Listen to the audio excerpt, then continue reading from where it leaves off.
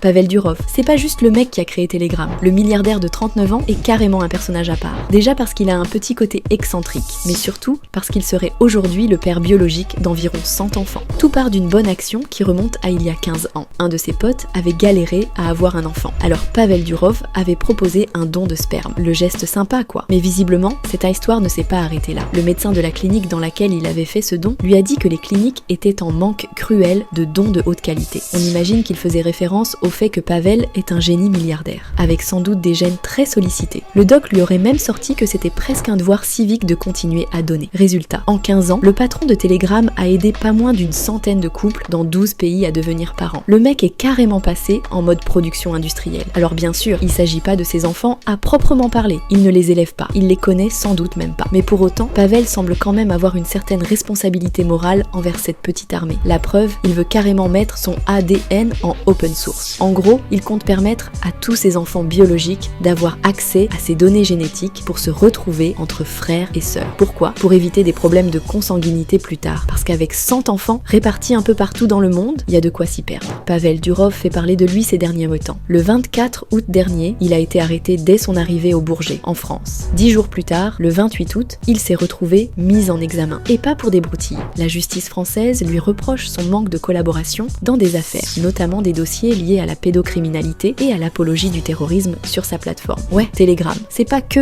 des groupes de potes ou des infos secrètes, c'est aussi une plaie pour les autorités avec des contenus illégaux qui circulent. Du coup, la France a dû jouer les bras de fer avec le milliardaire franco-russe, qui est aussi citoyen émirati, histoire d'ajouter encore plus de complexité à l'histoire. Pour rester libre, Pavel Durov a dû aligner une caution de 5 millions d'euros. Mais c'est pas tout. Une vraie galère pour quelqu'un habitué à vivre en mode nomade à Dubaï ou dans d'autres paradis fiscaux. Devant la pression, Durov a fini par promettre que la modération de Telegram, mais cette fois avec la justice française qui le surveille de près. Il risque de devoir passer à l'action. En attendant, son histoire de papa de 100 enfants fascine autant qu'elle dérange. Certains saluent son geste, d'autres y voient un côté carrément flippant. Mais Pavel Durov, lui, a l'air plutôt serein avec ses choix. Il n'en est plus à une excentricité près.